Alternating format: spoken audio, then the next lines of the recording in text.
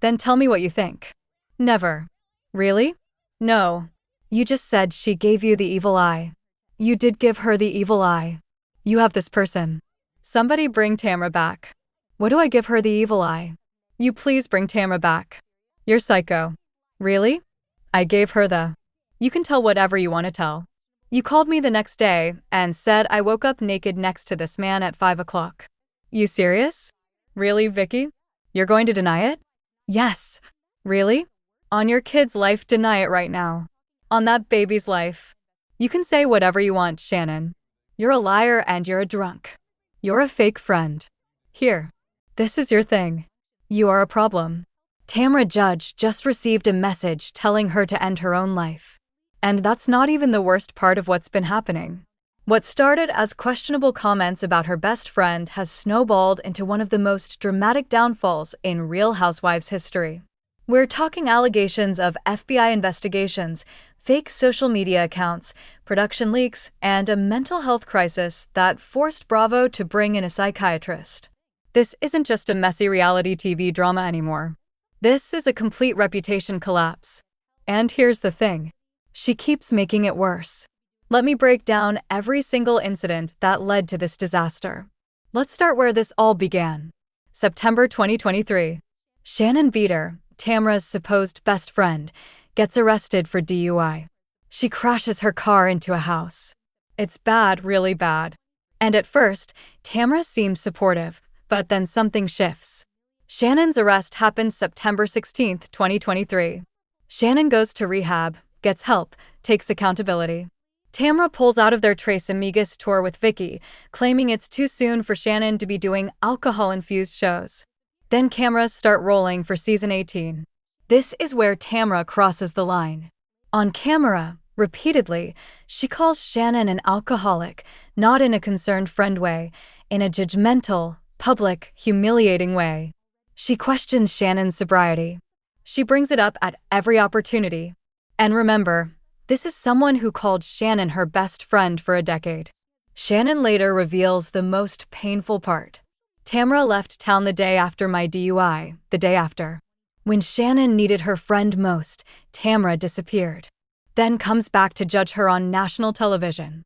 By July 2024, Shannon says she has no intention of being friends with Tamra again. She calls out the toxic behavior that plagued their entire 10-year friendship. And fans went off. Social media explodes. Hashtags demanding Bravo fire Tamra, comments calling her mean girl, bully, fake friend. Former fans turn on her completely. Tamra eventually admits in September 2024 that she regrets calling Shannon an alcoholic. But here's what she says. I was pushed against the wall. She's already playing victim, already deflecting. And this becomes a pattern you're going to see over and over again. Now here's where it gets truly messy. Enter Alexis Bellino. Alexis is now dating John Jansen, Shannon's ex-boyfriend. The same John who's suing Shannon for $75,000, claiming she owes him money from a facelift loan he gave her during their relationship. Normal friend behavior would be to stay neutral or support your friend. Tamra, she becomes besties with Alexis. She defends their relationship publicly. She likes their Instagram posts. She even receives a save the date to their wedding, all while continuing to attack Shannon. But it gets worse, much worse. Tamra reveals on the show that John has ring camera footage of Shannon from the night of her DUI. Not just that night, months and months of footage that Tamra describes as extremely damaging. Alexis threatens that these videos will ruin her life. Let that sink in. Tamra is helping weaponize surveillance footage of her former best friend. She's actively participating in what feels like a calculated campaign to destroy Shannon's reputation and legal standing, the woman she called her sister for 10 years. The internet sees exactly what this is. Comments flood in. This is beyond reality TV drama. This is cruel. Tamra has lost all credibility. How is she still employed? The hate train is officially leaving the station. And Tamra, she's the conductor. October 2024. Tamra goes on her podcast 2TS in a Pod and makes an announcement that shocks everyone. She says she's on the spectrum, meaning the autism spectrum. And here's the kicker, she says this after having one therapy session. 1. No formal diagnosis, no evaluation, just one session. But wait, it gets worse. She uses this self-diagnosis to explain why she has a hard time being empathetic towards others. She's literally using autism as an excuse for her mean behavior. And the autism community is rightfully furious. Autism advocates call her out for trivializing the condition. Vicky Gunvalson, her former best friend, says she's making a mockery of being on the spectrum. Kelly Dodd suggests she should be fired. Mental health professionals criticize her for spreading misinformation. For months, this controversy simmers. Tamra doesn't address it properly.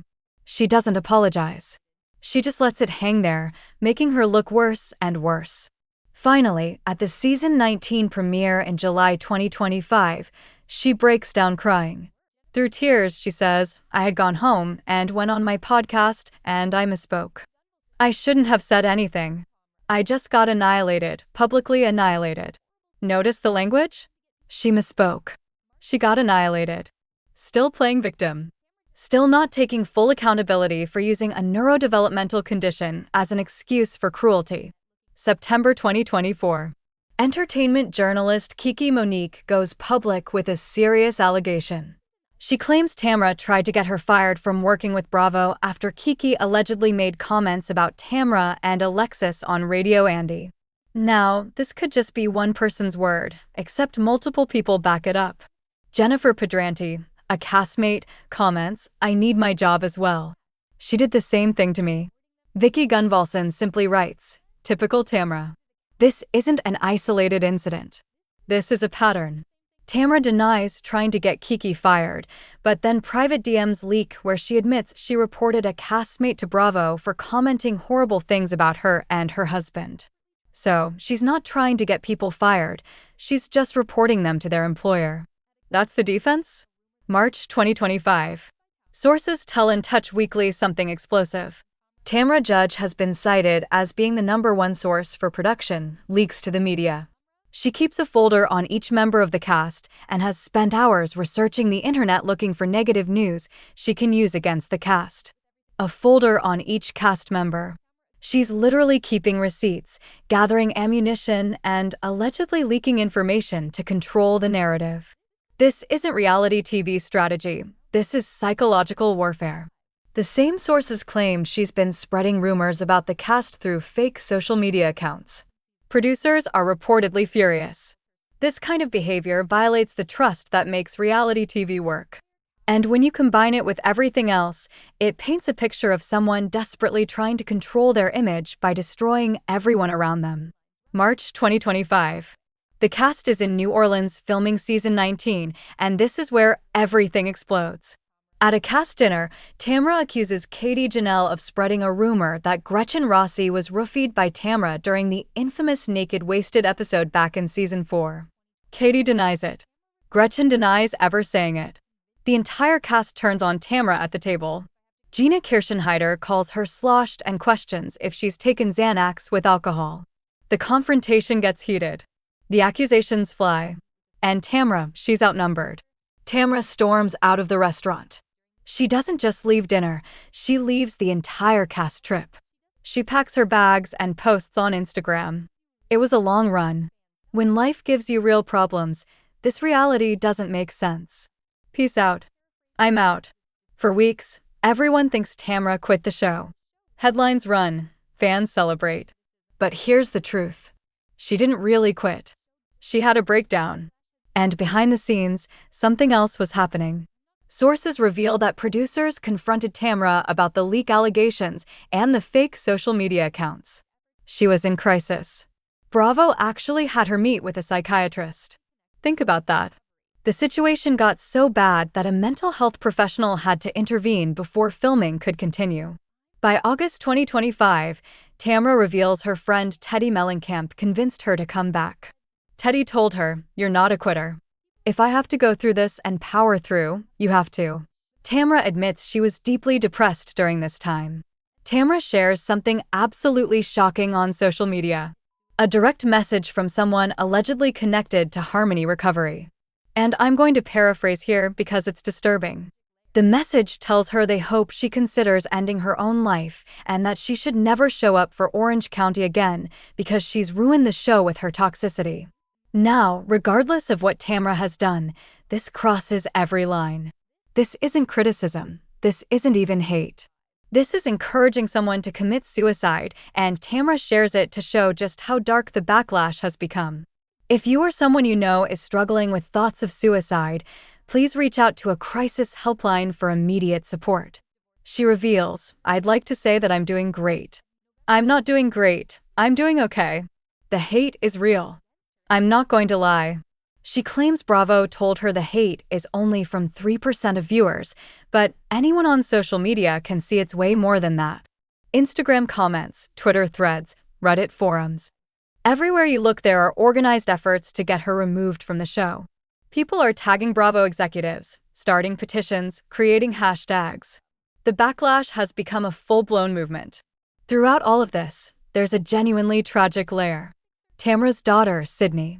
They've been estranged since 2015 after Tamra's divorce from Sydney's father, Simon Barney, who passed away from cancer in 2019. In 2017, Sydney posted on Facebook that Tamra was mentally and emotionally abusive and that her leaving had nothing to do with the divorce. For years, they didn't speak. Tamra would break down on the show talking about it. This is real pain, real trauma. November 2025, Tamra has a brief 30-minute reunion with Sydney outside her home. She describes it as really special. But here's the cruel part. Fans use this pain against her in hate comments. Messages saying, "You wonder why your children don't talk to you."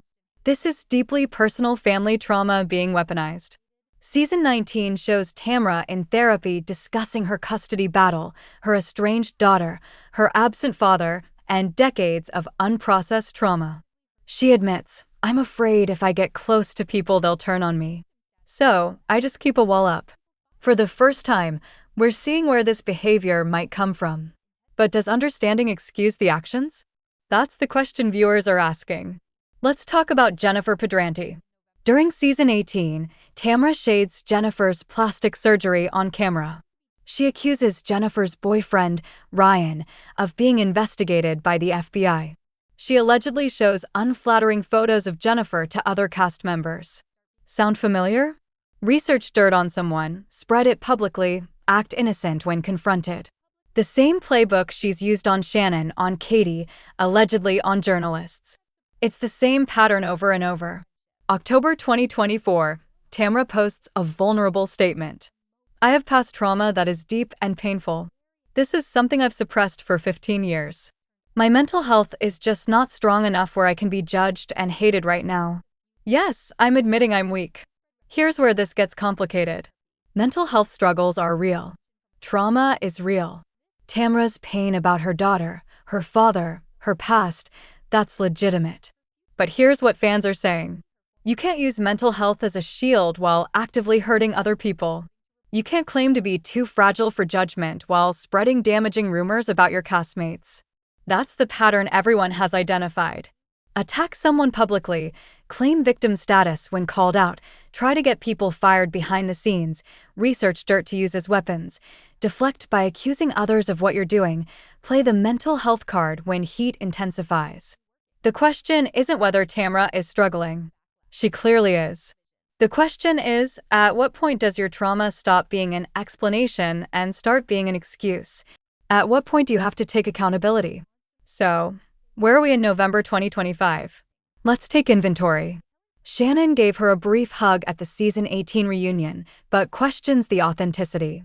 Mostly done with the friendship. Vicky, her former best friend, is now encouraging castmates to sue her according to reports. Alexis, still aligned, but this alliance has cost Tamra most of her other relationships. Katie, openly feuding after the New Orleans incident. Jennifer, wary and defensive after the attacks. Heather Dubrow, visibly uncomfortable when trying to defend Tamra. The public has turned almost completely. Words used to describe her: toxic, horrible, mean, bully, fake, manipulative. This isn't just a few haters. This is a widespread reputation collapse. She's openly struggling in therapy, admitting to depression and anxiety, required intervention from a psychiatrist to continue working. This is someone in genuine crisis. Despite returning to filming after her New Orleans exit, her future is uncertain. Bravo hasn't fired her, but the pressure to do so is immense. Every episode that airs brings new waves of backlash. Tamra Judge's downfall raises bigger questions about reality television. Where's the line between entertaining villain and genuinely harmful person? When does producing drama become producing trauma? Bravo brought in a psychiatrist when things got bad, but should it have gotten that bad in the first place? Are producers creating environments where people like Tamra feel they need to constantly escalate to stay relevant? And what about fans? Yes, Tamra has done problematic things. But sending death threats? Telling someone to end their life? That's not accountability. That's cruelty matching the cruelty they're supposedly condemning. Can Tamra come back from this? History says reality TV villains can rehabilitate their image, but it requires genuine accountability without deflection, consistent changed behavior over time, addressing the root causes in therapy, making amends with people hurt, and stepping back if necessary for mental health. Right now, Tamra hasn't shown she's willing or able to do that work. Every apology comes with a but. Every admission of wrongdoing comes with victim language.